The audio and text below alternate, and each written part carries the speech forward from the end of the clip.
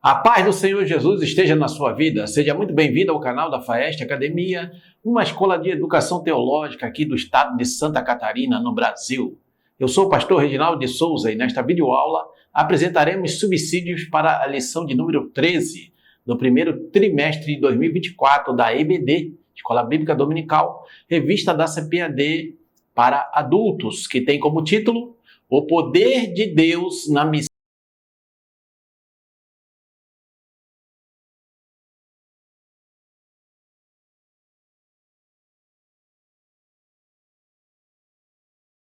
Antes de começar essa videoaula, não esqueça de deixar seu like, inscrever-se no nosso canal da Faeste Academia, comentar, compartilhar para que mais pessoas sejam alcançadas com essa videoaula. E na descrição desse vídeo, você vai encontrar também um link para obter maiores informações sobre os nossos cursos de teologia, curso básico, curso médio, cursos livres na área teológica para abençoar a sua vida. E também você vai encontrar links para comprar os livros que são citados pelo comentarista desta lição, deste trimestre, o pastor José Gonçalves, e nos ajudar dessa forma a prosseguir nesse ministério de ensino da palavra de Deus.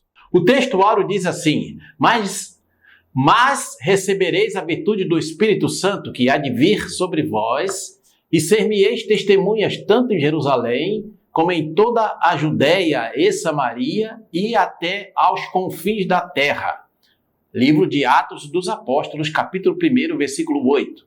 A verdade prática diz: o Espírito Santo é a força motriz que movimenta a igreja. Sem o poder do Espírito, a igreja é incapaz de cumprir a sua missão. A leitura bíblica em classe encontra-se no livro de Atos dos Apóstolos, no capítulo 13, versículos do 1 ao 4. Introdução. Nesta lição, focaremos nossa atenção no poder do Espírito Santo na missão da Igreja de Cristo. Aqui mostraremos que o povo de Deus não pode prescindir do revestimento do poder pentecostal para obter êxito na sua missão na terra. Assim, demonstraremos que a ação do Espírito Santo e a contemporaneidade dos seus dons na igreja não se trata de uma mera opção, mas de algo imprescindível, a sua maior necessidade. Sem o Espírito Santo, a igreja local não anda nem cumpre sua vocação. Então, o propósito desta lição, de número 13, é enfatizar o poder do Espírito Santo ao longo da história da igreja, para que a igreja pudesse, com êxito, com sucesso, pudesse executar a grande comissão que o Senhor Jesus Cristo deixou aos seus discípulos, de ide por todo mundo, pregar o evangelho a toda criatura. Então, o Espírito Santo foi derramado no dia de Pentecostes, revestindo de poder a igreja do Senhor Jesus e os crentes individualmente, para que pudessem cumprir a sua missão aqui na terra. Tópico 1. A doutrina do Espírito Santo segundo o evangelista Lucas. Subtópico 1.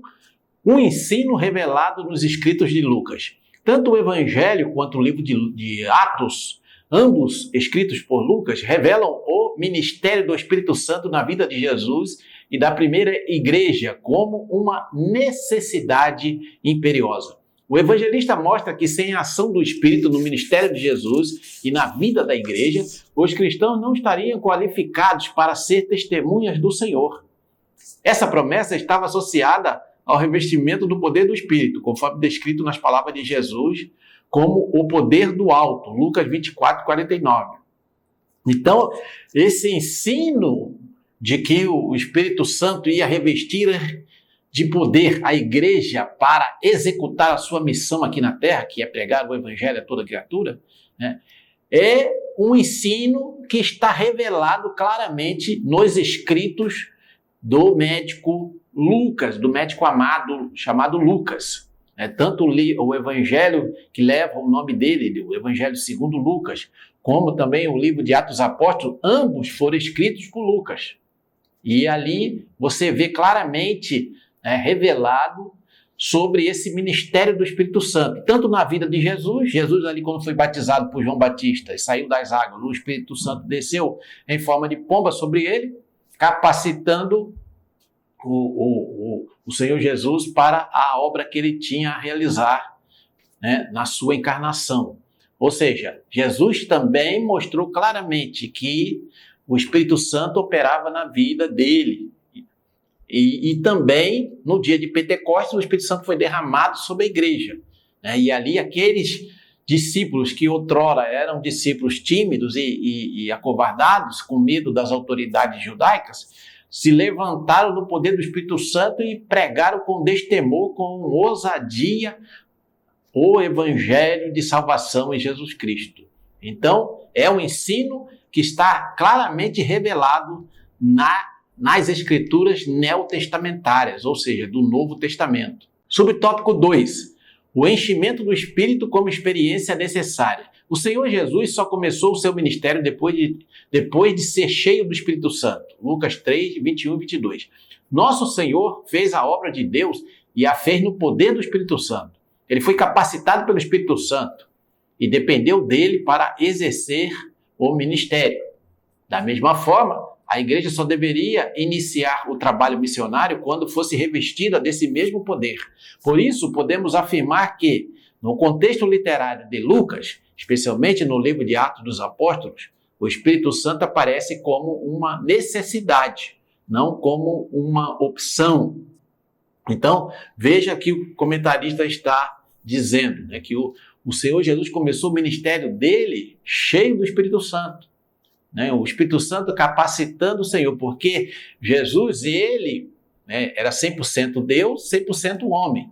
Então, quando ele estava aqui encarnado e andando aqui na Terra, a parte humana dele é que tinha que fazer a obra, né?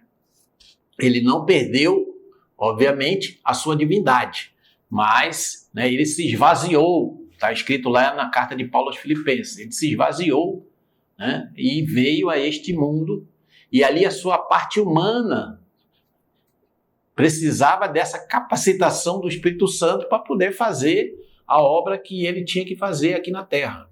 Então, através do Espírito Santo, ele teve revelações, através do Espírito Santo ele realizou milagres, através do Espírito Santo ele enfrentou a tentação no deserto e saiu vitorioso. Então, o Espírito Santo capacitou o nosso Senhor.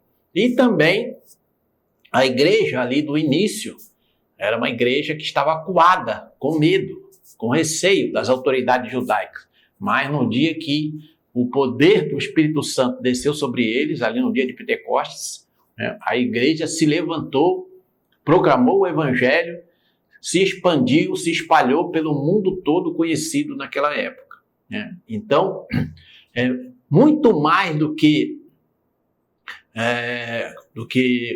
uma opção, eu quero ser ou eu não quero ser, não. É uma necessidade. Sem esse revestimento de poder do Espírito Santo, o cristão individualmente e a igreja local não tem como fazer a obra de Deus com êxito e lutar contra os principados, potestades, os dominadores deste mundo tenebroso, as hostes espirituais da maldade que estão infestando ali os ares. Então a igreja e o crente individualmente precisa necessariamente ser revestido deste poder do alto, do poder do Espírito Santo. Subtópico 3, o enchimento do Espírito como uma experiência concreta. Se por um lado Lucas apresenta o Espírito Santo como uma necessidade na vida da igreja, por outro lado, ele mostra que o enchimento do Espírito ocorre como uma experiência concreta na vida do crente. Nesse sentido, o livro de Atos retrata a experiência pentecostal como um acontecimento objetivo, não subjetivo. Ela podia ser vista e ouvida, Atos 5:32. Havia manifestações físicas que se tornavam reais para quem as tinha e visíveis para quem as presenciava. Em outras palavras, quem recebeu sabia que havia recebido, Atos 11, de 15 a 17. Dentre os muitos sinais, um se sobressaía sobre os demais, o falar em línguas desconhecidas, Atos 2:4 e também Atos 10:44, 46 e Atos 19, de 1 a 6. Em todas essas passagens bíblicas, se percebe claramente, se observa claramente que havia o sinal das línguas desconhecidas, que tanto a pessoa que havia recebido o batismo no Espírito Santo, ela sabia que falava em línguas, e obviamente que havia sido batizada no Espírito Santo, como as pessoas que estavam observando também, e que viam esse sinal acontecer na vida daquele crente ou daqueles crentes. E eles podiam ver que algo diferente, algo sobrenatural estava acontecendo. Então, é realmente uma experiência concreta, visível, que é observável. Não é uma experiência apenas subjetiva. Eu fui batizado no Espírito Santo, mas não aconteceu absolutamente nada. Eu não falei em línguas, não houve nenhuma manifestação visível, mas eu sou batizado no Espírito Santo. Não é assim que nós lemos no Novo Testamento, principalmente no livro de Atos dos Apóstolos. Subtópico 4. A doutrina pentecostal clássica. Desde seus primórdios, a doutrina pentecostal clássica afirma que o falar em línguas desconhecidas é a evidência física inicial do batismo no Espírito Santo. Em 3 ocasiões no livro de Atos, a manifestação das línguas está presente, e em todas elas chama a atenção o fato de todos terem experimentado o fenômeno de falar em outras línguas. Veja, por exemplo, Atos 2:4, capítulo 10, versículos 44 a 46 e Atos 19, versículo 6. Até mesmo a narrativa de Atos, capítulo 8, versículos 14 ao 25, onde não há menção de ocorrência de línguas, o evangelista parece deixar subentendido que as línguas estiveram presentes ali.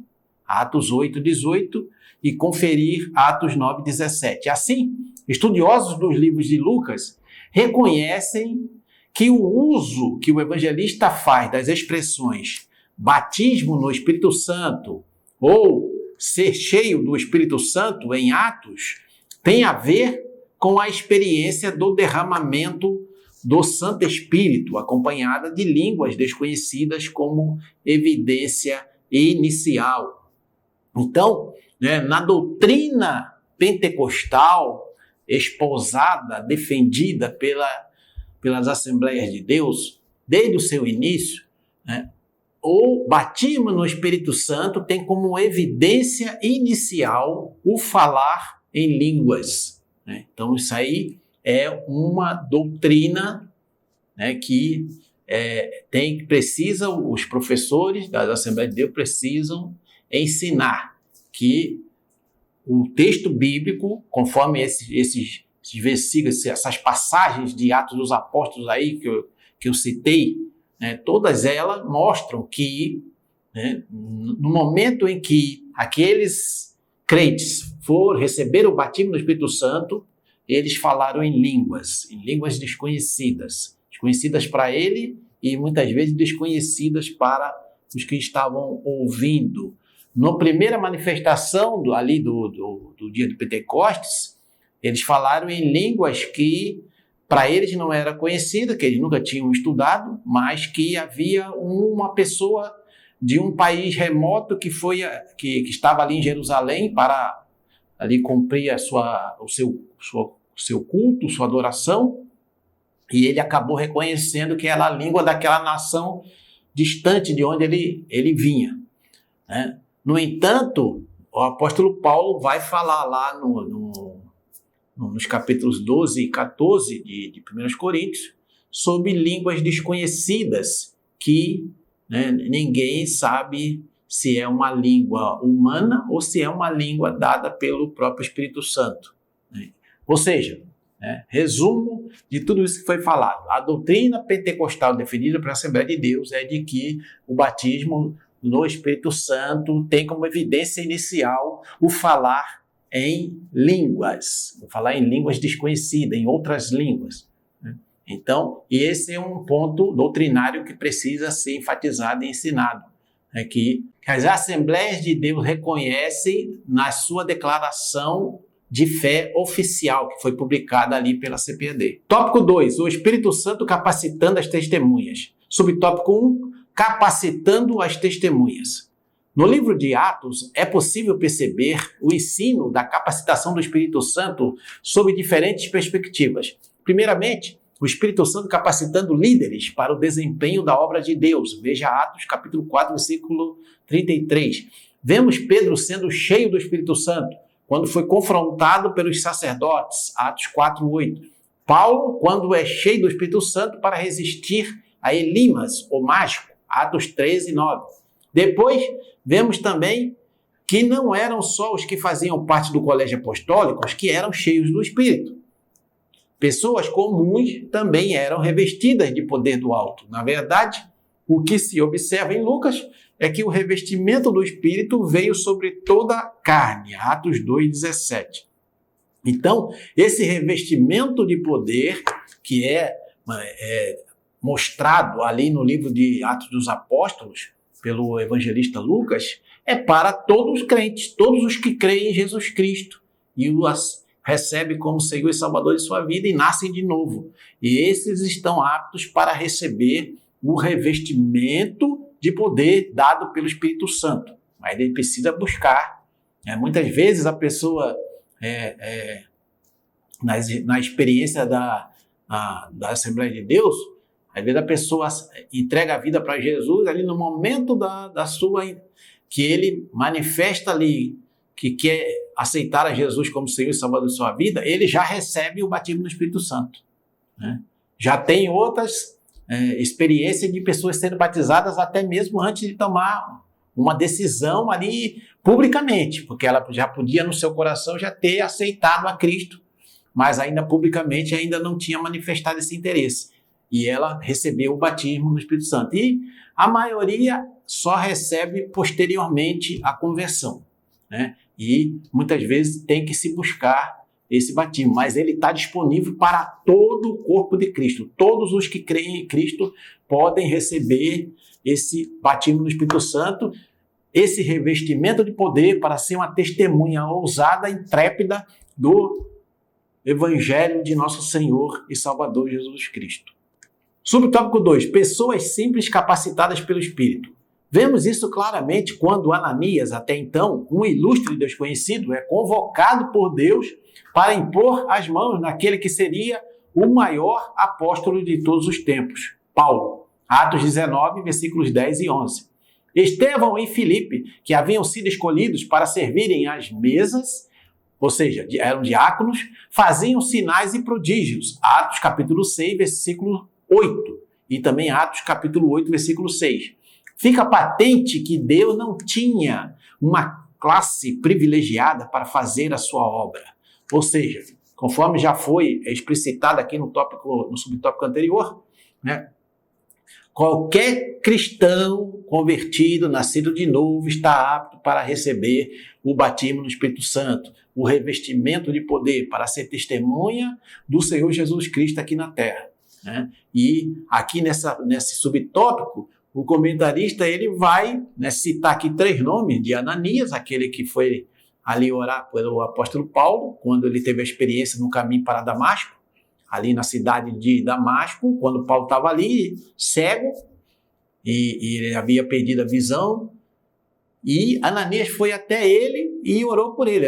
Era um servo de Deus, uma pessoa simples, não tinha cargo, não era conhecido entre a liderança, mas Deus o usou para realizar esse milagre ali na vida do apóstolo Paulo. E também Estevão e Filipe, que eram diáconos, que foram escolhidos ali pela igreja de Jerusalém para servir às mesas.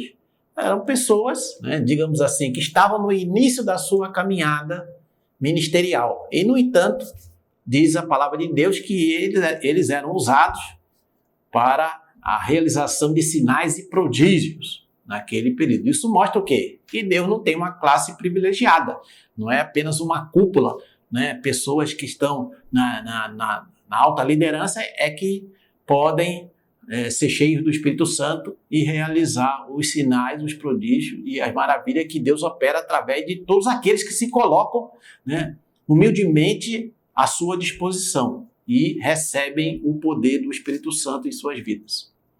Subtópico 3, capacitando a igreja. No contexto literário e doutrinário de Lucas, a igreja do Novo Testamento é vista como portadora de uma missão profética.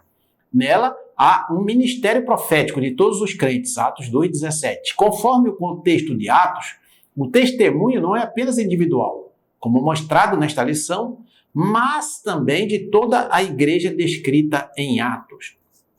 Assim, essa comunidade de crentes, capacitada pelo Espírito Santo, ganhava a confiança e admiração das pessoas ao seu redor. Atos 2,47. Portanto, o crescimento das igrejas em Atos estava associado ao testemunho dado pelos grupos de crentes capacitados pelo Espírito Santo. Então, desde o dia de Pentecostes, ali quando o Espírito Santo caiu sobre a igreja, aqueles 120, eles se espalharam e começaram a pregar o evangelho com ousadia. É claro que o relato de Atos dos Apóstolos vai, obviamente, ali que é um livro inspirado pelo Espírito Santo, ele vai selecionar o material apenas para exemplificar o que havia acontecido. Mas aqueles 120, posteriormente aqueles quase 3.000, que foi o resultado da primeira pregação do apóstolo Pedro, e posteriormente ali quase os 5.000 e por aí vai, esses também receberam o batismo do Espírito Santo, o revestimento de poder, e também saíram a pregar o evangelho. Claro que não tem o relato por escrito, mas fizeram a obra de Deus e por onde andaram, falaram de Jesus, ganharam almas para Jesus, e a obra de Deus é feita assim. No início da Assembleia de Deus aqui no Brasil também foi assim. Deus ia salvando, revestia de poder, batizava no Espírito Santo, servos de Deus, servas de Deus, pessoas humildes, pessoas simples, sem muito preparo educacional, formal, e espalhavam-se pelo Brasil todo, pelo interior do Brasil, pela área rural, e começavam a falar que Jesus salva, Jesus liberta, Jesus transforma, Jesus cura, Jesus batiza no Espírito Santo. E assim a igreja, a Assembleia de Deus, explodiu no Brasil. E hoje você encontra a Assembleia de Deus praticamente em todos os municípios do Brasil. Você vai encontrar pelo menos uma Assembleia de Deus ali naquele lugar. Por quê? Porque são pessoas simples, mas cheias do Espírito Santo, que Deus usa para fazer a sua obra. Deus não depende de pessoas intelectualmente capacitadas para fazer a obra. Não. Embora Deus realmente chame alguns para esse ministério de ensino da palavra e Deus capacite para que eles possam estudar as Escrituras Sagradas com uma maior profundidade e assim trazer edificação para o corpo de Cristo. No entanto, para a obra de evangelização, para a obra de falar do amor de Deus, Deus usa quem se coloca à disposição do Espírito Santo de Deus.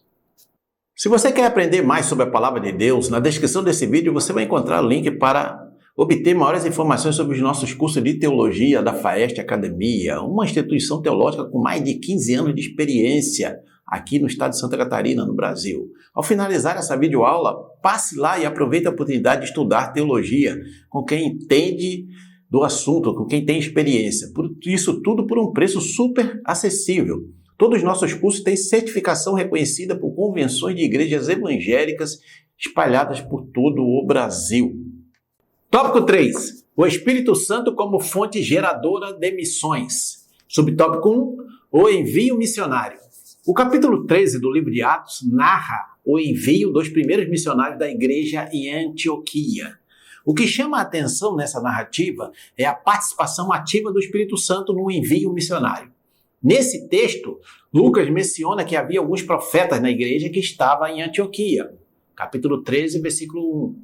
Versículo 1. É bem possível que essa observação do autor sagrado fosse para explicar como se deu a participação do Espírito Santo no comissionamento de Paulo e Barnabé para a primeira viagem missionária.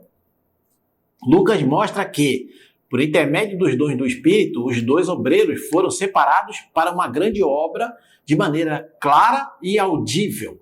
O foco do evangelista é que o Espírito Santo é a fonte geradora de missões, pois ele é quem vocaciona e envia. Atos capítulo 3, versículo 2. Então, aqui nesse primeiro subtópico, o comentarista, né, ele vai aqui focar, né, nessa questão da obra missionária, ou seja, é que o Espírito Santo, ali conforme nós podemos ver no capítulo 13 do livro de Atos dos Apóstolos, o Espírito Santo tem uma participação direta, objetiva, na vocação, no chamado de Barnabé e Paulo para o envio deles para a obra missionária. Ou seja, foi o Espírito Santo que falou para a igreja que estava ali em Antioquia, jejuando, orando, buscando a Deus, servindo a Deus, adorando a Deus, e o Espírito Santo falou. E falou como? Segundo o comentarista, né, falou através dos profetas. Que havia alguns profetas, a Bíblia é bem clara ali no texto do capítulo 13 de Atos. Havia alguns profetas na igreja que estava em Antioquia. Então Deus certamente usou esses profetas e falou, ó, me separa aí Barnabé e Saulo, que eu tenho uma grande obra para eles realizarem, uma obra missionária. Vou enviá-los para outras nações, para outras cidades, outros lugares, né, fora daqui, para que eles possam pregar também o evangelho de salvação de Jesus Cristo. Então veja só como até hoje isso tem que ser feito assim sempre. É o Espírito Santo quem vocaciona, é o Espírito Santo quem prepara, é o Espírito Santo quem envia, é o Espírito Santo quem cuida, é o Espírito Santo quem provê na obra de Deus. Ele é, né, o Deus Espírito Santo que está operando ativamente na igreja do Senhor Jesus Cristo e também na vida de todo o cristão realmente nascido de novo, convertido, e que se coloca ali nas mãos dele para que possa ser usado na expansão do evangelho através da obra missionária. Subtópico 2, a estratégia missionária. Em um mundo multicultural, a questão da estratégia missionária deve ser levada em conta. Não somente enviar, mas quem enviar, quando enviar e como enviar. Por exemplo, Paulo e Barnabé poderiam ter adotado a estratégia errada na obra missionária quando eles quiseram pregar na Ásia e na Bitínia, mas foram impedidos pelo Espírito Santo. Atos capítulo 16, versículos 6 e 7. Foi o Espírito Santo que decidiu quem deveria ouvir o evangelho naquela circunstância. Muitas vezes é possível que agências missionárias e igrejas adotem uma estratégia errada no envio de missionários. Não basta só o desejo de fazer missões, mas é preciso buscar a orientação do Espírito Santo a respeito de como isso deve ser feito, né? Então, o Espírito Santo ele tem que estar envolvido em todo o projeto missionário, na estratégia missionária, porque é ele que tem que definir quem é que vai, quando é que vai, como é que isso vai acontecer, para onde ir, né? Porque tem muita igreja local hoje enviando missionários para lugares que já tem muitas igrejas evangélicas, já tem até muitos missionários trabalhando naquele lugar. E aí a igreja, em vez de enviar um missionário para um lugar que tem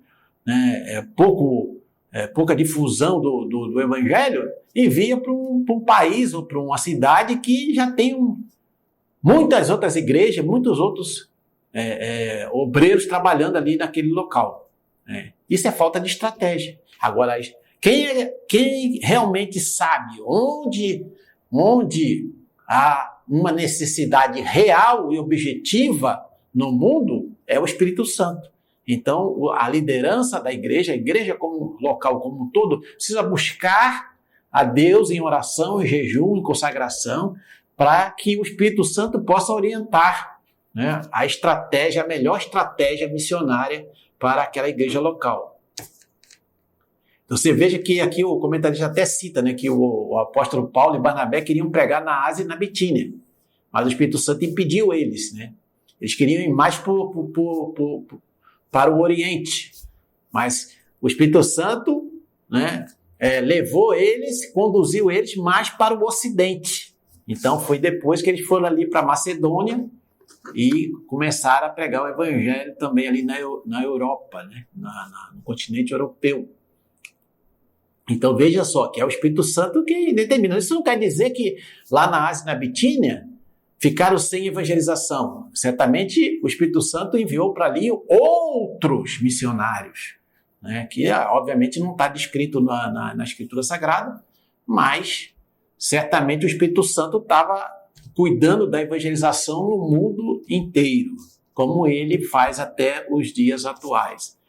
Muito bem, estamos chegando à conclusão. Se você está sendo abençoado ou abençoada por essa videoaula, não esqueça de deixar seu like, inscrever-se no nosso canal da Festa Academia, comentar, compartilhar para que mais pessoas sejam alcançadas, né, por essa videoaula. Você veja que o YouTube, ele vai promovendo ali o vídeo à medida que mais pessoas dão like, mais pessoas comentam, mais pessoas compartilham, né? Então é importante. E também aqui na descrição desse vídeo você vai encontrar links para obter maiores informações sobre os nossos cursos de teologia, aqui da Faeste Academia, para abençoar a sua vida. E também você vai encontrar links para comprar, para obter esses livros que são citados pelo comentarista da lição, pastor José Gonçalves, né, que são livros dentro dessa temática que foi abordada aqui durante este trimestre, para abençoar a sua vida. Você fazendo assim, comprando através do link, você vai estar nos ajudando a prosseguir nesse ministério de ensino da palavra de Deus.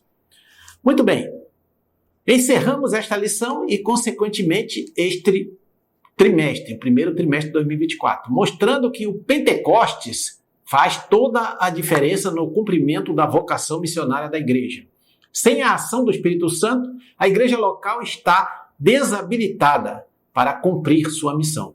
O Espírito Santo é a força motriz do corpo de Cristo em sua dimensão local. Sem o Espírito Santo, a igreja não vai a lugar algum. Então, a conclusão desta lição é que temos que depender integralmente do Espírito Santo de Deus, do poder que o Espírito Santo de Deus nos concede à igreja como um corpo de Cristo e concede ao cristão individualmente. Porque sem esse poder do alto, sem essa capacitação dada pelo Espírito Santo, nós não conseguiremos avançar, ter êxito na evangelização mundial. Precisamos realmente buscar a Deus, né? Buscar de Deus, da parte de Deus, esse revestimento de poder que foi prometido para todo crente, né? Sem exceção. Todos que quiserem podem receber esse revestimento de poder. Muito bem, chegamos ao fim, então, deste primeiro trimestre de 2024. Né? No próximo domingo já estaremos apresentando, querendo Deus, a primeira lição do segundo trimestre de 2024. E nós temos em mão aqui essa nova lição aqui para o segundo trimestre de 2024. É uma lição muito importante, são temas assim muito importantes para a edificação tanto da igreja local como do cristão individualmente. E o tema da próxima lição, do próximo trimestre, é a carreira que nos está proposta, o caminho da salvação, santidade e perseverança para chegar ao céu.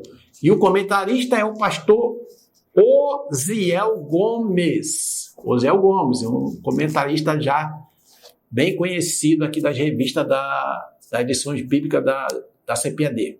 Então, convido você a estar conosco aqui no canal da Festa Academia. Nos ajude a compartilhar o ensino genuíno, fidedigno das Escrituras Sagradas, da Palavra de Deus.